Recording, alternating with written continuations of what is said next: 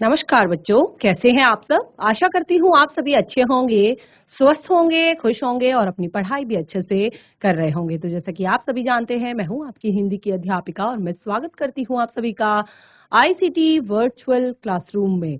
और आज हम यहाँ पर एकत्रित हुए हैं पढ़ने के लिए क्लास 9th की हिंदी। क्लास 9th की हिंदी में हम यहाँ पर पढ़ रहे हैं हमारी क्षितिज पाठ्य पुस्तिका भाग 1 का चैप्टर प्रेमचंद के फटे जूते। तो लास्ट सेशन में मैंने आप लोगों को जो होमवर्क दिया था वो आप लोगों ने किया होगा, क्योंकि चैप्टर हमारा कंप्लीट हो चुका था। हमने पाठ को रीड कर लिया था और जैसे कि मैंने आपको बताया चैप्टर परीक्षाओं की दृष्टि से महत्वपूर्ण है, तो इसीलिए हम आज यहाँ पर इस पाठ से जुड़े हुए प्रश्नोत्तर डिस्कस करेंगे। तो बिल्कुल रेडी हो जाइए अपने कॉपी पेन पेंसिल लेकर, क्योंकि जो बच्चे नोट डाउन करना चाहते हैं, जिन्होंने अपनी कॉपी में लिख लिए हैं प्रश्न उत्तर, बहुत अच्छी बात है, और जिन्होंने नहीं लिखे हैं वो यहाँ से नोट डाउन कर सकते हैं इस पाठ से जुड़े हुए प्रश्न उत्तरों को। तो चलते हैं स्मार्ट बोर्ड की तरफ, शुरू करते हैं अपने आज का सेशन। सभी बच्चे ध्यान पूर्वक पढ़ेंगे, साथ ही समझने का प्रयास भी करेंगे। तो हमने यहाँ पर अपने लास्ट सेशन में अपने पाठ को पढ़ लिया था, बहुत अच्छे से समझ लिया था, और मुझे लगता है कि आप लोगों को चैप्टर जो है अच्छे से समझ आ गया होगा। तो यहाँ पर देखिए हमने पूरा पाठ पढ़ा और साथ ही लास्ट में हम अभ्यास के प्रश्नों पर यहाँ पर आए हैं। तो देखिए आपके जो यहाँ पर अभ्यास के प्रश्न दिए हैं, 6 प्रश्न दिए गए हैं, और उसके बाद जो आगे के प्रश्न हैं वो रचना और अभिव्यक्ति से जुड़े हुए प्रश्न हैं। तो यहाँ पर देखिए सभी प्रश्नों को हम पढ़ेंगे और उनके उनके उत्तर हम यहाँ पर लिखेंगे। तो चलिए शुरू करते हैं। सबसे पहले हम यहाँ पर पहले प्रश्न को लेंगे जो आपकी पाठ्य पुस्तिका से दिया गया है। पहला प्रश्न है, हरिशंकर परसाई जी ने प्रेमचंद्र का जो शब्द चित्र, देखिए यहाँ पर शब्द चित्र इसलिए कहा है क्योंकि ये प्रेमचंद्र जी के बारे में बताया गया है, शब्दों के माध्यम से उनको यहाँ पर एक तरह से बताने की कोशिश की है। तो हरिशंकर परसाई जी ने जो प्रेमचंद्र जी का शब्द चित्र यहाँ पर खींचा है, हमारे सामने प्रस्तुत किया है, उसमें प्रेमचंद्र जी के व्यक्तित्व की कौन कौन सी विशेषताएं उभर कर आती हैं। हरिशंकर परसाई जी द्वारा जो शब्द चित्र प्रेमचंद्र जी का खींचा है उसमें उनकी व्यक्तित्व की कौन कौन सी विशेषताएं उभर कर आती हैं। किसके व्यक्तित्व की? प्रेमचंद्र जी के व्यक्तित्व की। ठीक है, तो चलिए यहाँ पर बिल्कुल एक एक करके हम पढ़ेंगे प्रेमचंद्र जी के व्यक्तित्व की विशेषताएं। जो हमने शब्द चित्र यहाँ पर पढ़ा उसमें क्या क्या विशेषताएं हमें समझ आई। सबसे पहला तो जो हमें विशेषता समझ आई उनके जीवन की, उनके व्यक्तित्व की, वो थी कि प्रेमचंद्र जी बहुत ही सीधा साधा जीवन व्यतीत करते थे और वे गांधी जी की तरह सादा जीवन जीते थे। यानी कि एक तरह से उनका जो जीवन था बहुत ही साधारण तरीके से वो अपना जीवन व्यतीत करते थे, साधारण तरीके से वो अपना जीवन जीते थे। तो प्रेमचंद्र जी के विचार बहुत उच्च थे और वे सामाजिक बुराइयों से दूर रहते थे। तो देखिए दो चीजें, सादा जीवन और उच्च विचार। जीवन में हमेशा साधारणता थी, कोई भी दिखावे वाली प्रवृत्ति नहीं थी। जिस तरह के व्यक्ति वो अपने जीवन में अंदर से थे उसी तरह के वो बाहर से भी थे। कोई भी, यानी कि आपने एक लाइन यहाँ पर पढ़ी होगी कि उन्हें पर्दे के महत्व को आप नहीं जानते, यानी कि उनको कुछ भी छुपाना नहीं आता था कि क्या मैं हूं और मैं लोगों के सामने कैसा बिहेव। तो उनका बिहेव हर जगह, उनका व्यवहार हर किसी के लिए, हर एक व्यक्ति के लिए सेम था। तो सादा जीवन, उच्च विचार। और दूसरा, प्रेमचंद्र जी एक स्वाभिमानी व्यक्ति थे। यानी कि आपने देखा होगा कि लेखक ने यहाँ पर व्यंग किया है कि अगर आपको फोटो खिंचानी ही थी तो आप किसी से जूता मांग लेते। ठीक है, तो उन्होंने कहा आजकल तो फोटो खिंचाने के लिए मांगे हुए कोट में लोग वर दिखाई देते हैं और फोटो खिंचाने के लिए तो लोग बीवी भी मांग लेते हैं। तो बहुत सारे व्यंग किए हैं यहाँ पर हरिशंकर परसाई जी ने इस बात पर। तो प्रेमचंद्र जी जो थे वो जिस तरह के हैं, यानी कि उनका, वो कहते थे कि मैं जिस स्थिति में हूँ, जैसा मैं हूं मैं बिल्कुल लोगों को वही दिखाई दूंगा। उनमें कोई भी इस तरह की चीज नहीं थी कि वो किसी से मांग कर, किसी से लेकर कोई अपनी चीजों को यूज करे और एक तरह से दिखावे की प्रवृत्ति वो अपनाए। तो बहुत ही स्वाभिमानी व्यक्ति थे। और दूसरा, प्रेमचंद्र जी को समझौता करना मंजूर न था किसी भी चीज के लिए। समझौता होता है ना कि अपनी बात को, अपना काम निकालने के लिए, मैंने आपको क्लियर किया था कि आज के टाइम में लोग अपना काम निकालने के लिए बड़े बड़े समझौते कर लेते हैं। समझौता इन द सेंस कि कई बार घूस लेकर या कई बार अलग अलग तरह से बहुत सारे समझौते हो जाते हैं, लेकिन प्रेमचंद्र जी को इस तरह का समझौता करना बिल्कुल भी मंजूर नहीं था। और दूसरा, वे हर परिस्थिति का डटकर मुकाबला करते थे। वो जीवन में किसी भी तरह की परेशानी आ जाए उसके लिए वो किसी और पर निर्भर नहीं रहते थे, बल्कि उसका डटकर मुकाबला करते थे, डटकर सामना करते थे। तो पहला प्रश्न ये हमारा क्लियर हुआ। अगला है, सही कथन के सामने सही का निशान लगाइए। बाएं पांव का जूता ठीक है, मगर दाहिने जूते में बड़ा छेद हो गया है, जिससे उंगली बाहर निकल आई है। तो यहाँ पर कहा है कि उनके जो बाएं पांव का जूता ठीक था, मगर दाहिने जूते में बड़ा छेद हो गया था, जिससे उंगली बाहर निकल आई है। लोग इत्र चुपड़कर फोटो खिंचाते हैं, जिससे फोटो में खुशबू आ जाए। ठीक है। तुम्हारी यह व्यंग मुस्कान मेरे हौसले बढ़ाती है, जिसे तुम घृणित समझते हो उसकी तरफ अंगूठे का इशारा करते हो। तो देखिए, 4 यहाँ पर वाक्य लिखे हैं। तो जो सही है, यानी कि जो आपको लगता है कि जो एक तरह से सचमुच में व्यंग किया गया है, तो वो आपका जो अलग है वो है कि लोग इत्र चुपड़कर फोटो खिंचाते हैं। ऐसे करते हैं लोग, कई लोग जो है फोटो खिंचाते वक्त इत्र भी लगा लेते हैं, परफ्यूम भी लगा लेते हैं, जैसे कि उनकी फोटो से जो है खुशबू आ जाएगी। आगे बढ़ते हैं। नीचे दी गई पंक्तियों में निहित व्यंग को स्पष्ट कीजिए। यहाँ पर जो पंक्ति दी गई, आप ध्यान से पढ़िएगा। ये जो लाइन है बहुत ही ज्यादा महत्वपूर्ण है। जूता हमेशा टोपी से कीमती रहा है, अब तो जूते की कीमत और बढ़ गई है और जूते पर 2500 टोपियां न्योछावर हैं। कहते कि अब तो जूते की कीमत और ज्यादा बढ़ गई है, अब तो एक जूते पर 2500 टोपियां न्योछावर हैं। तो उस टाइम की बात बताई थी कि एक टोपी जो है वो 25 पैसे की आती थी और जूता भी लगभग 4 से 5 रुपए में उस टाइम पे आता था। लेकिन सोचिए, 25 पैसा कहाँ और 4 से 5 रुपए कहाँ। 1 रुपया जो होता है उसमें 4 25 पैसे जो कॉइन होते हैं उससे बनता है। ठीक है। तो 2 रुपए में 8, 3 रुपए में 12, ठीक है। इसी तरह से 4 रुपए में 16, 5 रुपए में 20। यानी कि अगर आप 5 रुपए का भी उस टाइम पे अगर जूता खरीदते हैं तो उसमें आपकी 20 टोपियां लगभग आ जाती हैं। तो इस तरह से यहाँ पर कहा था कि जूता हमेशा टोपी से कीमती रहा है और अब तो जूते की कीमत और बढ़ गई है और एक जूते पर 2500 टोपियां न्योछावर होती है। तो ये व्यंग है, इसको आपने स्पष्ट करना है। तो देखिए किस तरह से स्पष्ट करेंगे। व्यंग, यहाँ पर जूते का आश्रय समृद्धि से है। ठीक है। जूते का आश्रय यहाँ पर समृद्धि से है, जो आपके पास धन दौलत है, आपके पास संसाधन है, उससे है। ठीक है। और टोपी का जो यहाँ पर आश्रय है वो आपकी मान, मर्यादा और इज्जत से है। तो जैसे मैंने आपको बताया था ना, टोपी और पगड़ी को मान, सम्मान और इज्जत का प्रतीक माना जाता है। तो जूते का आश्रय यहाँ पर वो समृद्धि है, वो धन दौलत है, वो संसाधन है जो आपके पास है।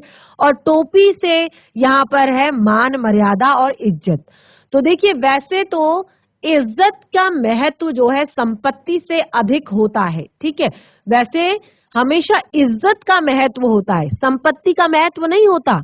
लेकिन आज के दिखावे वाली जो जिंदगी चल रही है, आज का जो दिखावे का समाज है, यहाँ पर लोग अपने सामर्थ्य के बल पर, यानी कि अपनी समृद्धि के बल पर, अपने एक तरह से अपने पैसे के बल पर, अपने धन के बल पर सम्मानित और गुणी व्यक्तियों को भी अपने जूते पर झुकने में विवश कर देते हैं। यानी कि पैसे का बोलबाला है, जिसके पास पैसा है उससे जो है बड़े बड़े लोग भी उसके सामने झुक जाते हैं।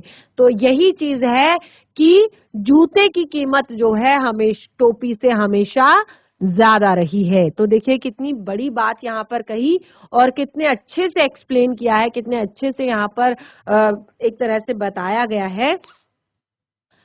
अगला है कि तुम पर्दे के महत्व को नहीं जानते और हम पर्दे पर कुर्बान हो रहे हैं। आगे देखिए यहाँ पर क्या कहा कि तुम पर्दे के महत्व को नहीं जानते और हम पर्दे पर कुर्बान हो रहे हैं। तो यहाँ पर क्या कहा है, क्या अर्थ है इसका, क्या व्यंग निहित है इस पंक्ति में? इस जो पंक्ति है, जैसे मैंने आपको शुरू से ही बताया था, इस पंक्ति में प्रेमचंद्र जो है पर्दे अर्थात लुकाव छिपाव के महत्व को कभी उन्होंने इस बात को महत्व नहीं दिया, लुकाव छिपाव को, यानी कि अपने व्यक्तित्व से जुड़ी हुई, अपने घर से जुड़ी हुई, अपने एक तरह से वेशभूषा से जुड़ी हुई, तो कभी भी उन्होंने कुछ चीजें छुपाने की कोशिश नहीं की। उन्होंने, कई होता है ना, इंसान जो अच्छा होता है उसे ही सामने रखता है, जो खराब होता है उसे वो दिखाने की कोशिश नहीं करता, उसे वो लोगों के सामने व्यक्त नहीं करता। लेकिन प्रेमचंद्र ने कभी भी पर्दे अर्थात लुकाव छिपाव को महत्व नहीं दिया। उन्होंने वास्तविकता को कभी भी ढकने का प्रयास नहीं किया। ठीक है। और लोग क्योंकि लोग अपनी बुराइयों को लोग अपनी बुराइयों को छिपाते हैं, लेकिन उन्होंने कभी भी अपनी बुराइयों को छिपाने का प्रयास नहीं किया, अपनी कमियों को छिपाने का प्रयास नहीं किया। वो हमेशा भीतर और बाहर से एक समान थे और एक समान रहते थे। क्लियर हुआ? तो यहाँ पर इसी तरह के प्रश्न आते हैं आपके एग्जाम में। अगला है, जिसे तुम घृणित समझते हो उसकी तरफ हाथ नहीं पांव की उंगली से इशारा करते हो। अब देखिए बहुत ही बड़ा व्यंग निहित है यहाँ पर, उस व्यंग को स्पष्ट करना है। प्रेमचंद्र जी ने सामाजिक बुराइयों को अपनाना तो दूर, उनकी तरफ देखा भी नहीं। यानी कि प्रेमचंद्र जी जो थे वो सामाजिक बुराइयों को देखना तो दूर, बल्कि एक तरह से अपनाना तो दूर, बल्कि उनकी तरफ वो देखना भी पसंद नहीं करते थे। तो इसीलिए देखिए कितना बड़ा व्यंग यहाँ पर निहित है कि वो कहते हैं कि तुम जिस चीज को घृणित समझते हो, यानी कि जो चीज तुम्हें गलत लगती है, उसके लिए तुम हाथ का इशारा भी नहीं बल्कि पांव का इशारा करते हो। यानी कि प्रेमचंद्र जी जो गलत वस्तुएं होती हैं या जो गलत व्यक्ति होते हैं, उसको हाथ से नहीं बल्कि पैर से संबोधित करना उचित समझते हैं। यानी कि समाज की जितनी भी बुराइयां हैं वो अपने पैर से उसे ठोकर मारते हुए आगे निकल गए। अब देखिए पाठ में एक जगह, अगला प्रश्न है, पाठ में एक जगह लेखक सोचता है कि फोटो खिंचाने की अगर यह पोशाक है तो पहनने की कैसी होगी। एक जगह आपने देखा होगा शुरुआत में ही लेखक ये कहते हैं कि अगर फोटो खिंचाने की ये तस्वीर है तो पहनने की कैसी होगी, लेकिन अगले ही पल वो जो विचार है उनका वो बदल जाता है। क्यों? क्योंकि वो कहते हैं कि इस आदमी की अलग अलग पोशाकें नहीं होंगी, क्योंकि आपके नहीं होंगी। तो आपके अनुसार इस संदर्भ में प्रेमचंद्र जी के बारे में लेखक के विचार अचानक से बदलने की क्या वजह हो सकती है? तो देखिए प्रायः जो है अक्सर ऐसा होता है, आप भी करते हैं, हम भी करते हैं, जो दैनिक जीवन में हम साधारण कपड़ों का प्रयोग करते हैं। यानी कि अगर हम घर पर हैं तो हम नॉर्मली अपने घर के कपड़े जो होते हैं, हल्के फुल्के कपड़े, उनको हम पहनते हैं।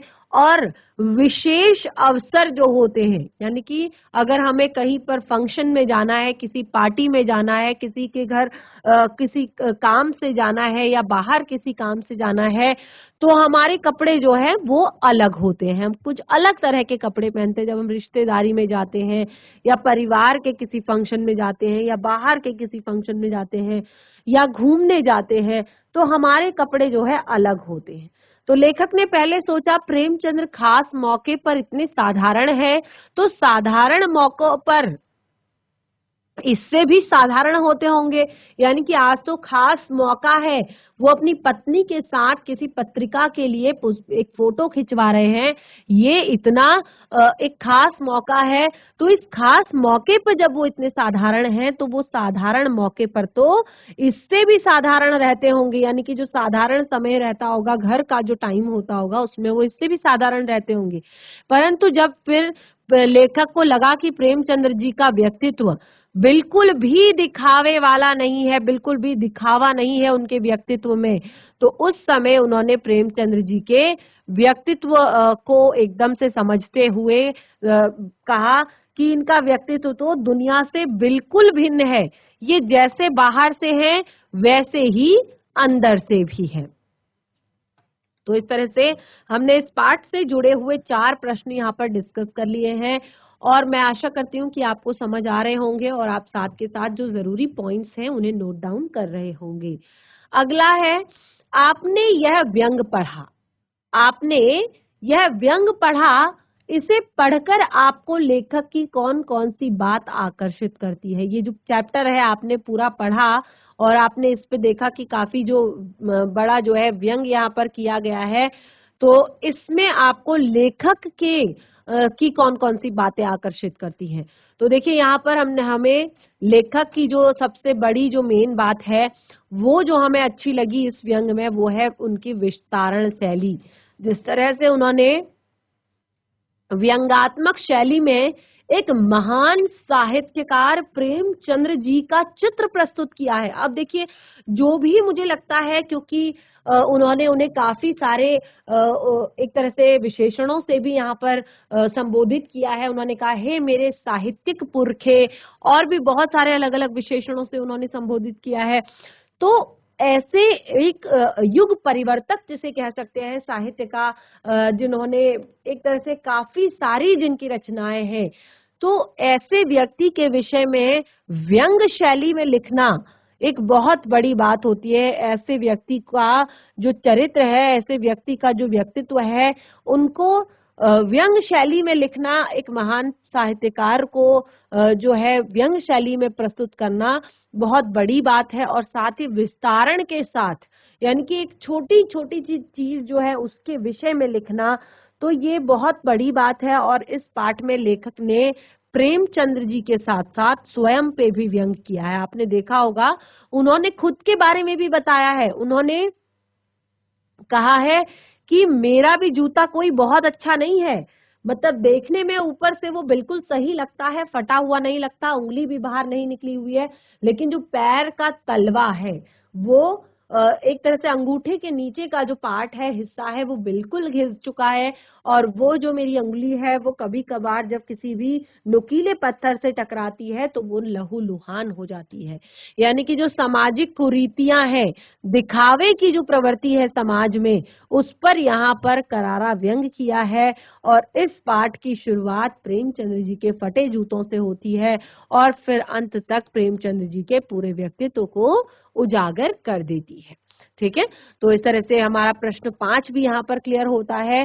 प्रश्न 6 में, प्रश्न पाठ में टीले शब्द का प्रयोग किन संदर्भों में इंगित करने के लिए किया है। अब टीले शब्द, अब देखिए, जिस बच्चे ने चैप्टर को ध्यान पूर्वक सुना होगा, अच्छे से समझा होगा, तो वो ये समझ सकता है कि कहाँ पर टीले शब्द का प्रयोग किया है और किस संदर्भ में किया है। तो देखिए, यहाँ पर इस संदर्भ में इस टीले शब्द का प्रयोग किया है कि उन्होंने कहा कि प्रेमचंद्र जी से कि आपका ये जूता, ये चलने से नहीं घिसा है, क्योंकि चलने से घिसने से तलवा घिसता है, तलवा फटता है, लेकिन आपकी उंगली फटी है, और उंगली फटा होने का अर्थ होता है कि आपको ठोकर मारकर चलने की आदत है।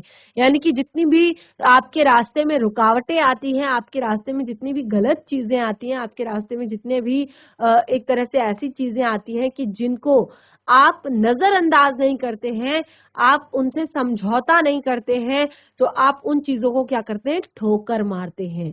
तो यहाँ पर देखिए, टीला जो शब्द है, ये रास्ते की रुकावटों का प्रतीक बताया गया है। और यहाँ पर सबसे जो मेन चीज है कि जो रास्ते की रुकावटें हैं, वो हैं सामाजिक कुरीतियां।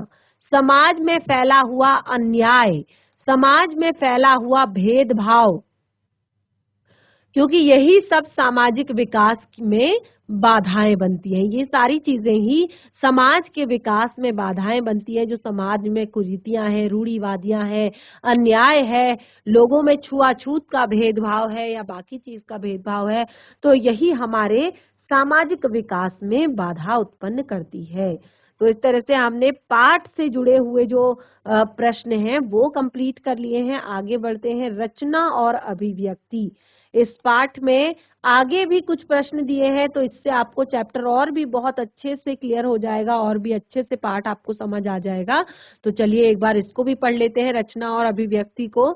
इसमें आपको यहाँ पर 2 प्रश्न दिए हैं और इसमें ज्यादातर होता है कि ये प्रश्न बच्चों के लिए ही होते हैं कि आप जो है अपने आप इन प्रश्नों को का उत्तर लिखें। तो देखिए, प्रेमचंद्र जी के फटे जूते को आधार बनाकर परसाई जी ने यह व्यंग लिखा है। ठीक है, अब उन्होंने आधार किसको बनाया है? आधार बनाया है उन्होंने प्रेमचंद्र जी के फटे जूतों को लेकर। आप भी किसी व्यक्ति की पोशाक को आधार बनाकर एक व्यंग प्रस्तुत कर सकते हैं। तो देखिए, जैसे मैंने आपको बताया कि ये जो प्रश्न है ये रचना और अभिव्यक्ति, पहले आप कुछ रचना करेंगे और उसमें अभिव्यक्ति देंगे अपनी। तो अब देखिए यहाँ पर जो एक कॉमन सा मैंने यहाँ पर एक बताया है कि हमारा एक पड़ोसी है जो बहुत ही कंजूस है, यहाँ तक कि बच्चों के खाने पीने की चीजों में भी कटौती करता है, पूरी दुनिया में अपनी झूठी शान दिखाने के लिए बड़ी बड़ी नामचीन कंपनियों के कपड़े पहनता है और उसका ये दोगलापन मेरी समझ से परे है। तो एक कॉमन सी बात लिखिए, लेकिन बच्चों की जो कल्पना शक्ति होती है और बच्चों की जो सोचने की क्षमता होती है वो बहुत ज्यादा होती है। तो आप इस पर एक बहुत अच्छा सा उत्तर लिख सकते हैं। तो ये प्रश्न आपके लिए होमवर्क है, इसको आप जरूर करें।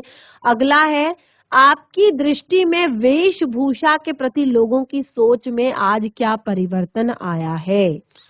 ठीक है, अब देखिए आज के टाइम में वेशभूषा के प्रति लोगों के सोच में क्या परिवर्तन आया है, लोगों की सोच में क्या अंतर आया है, वो आपको बताना है।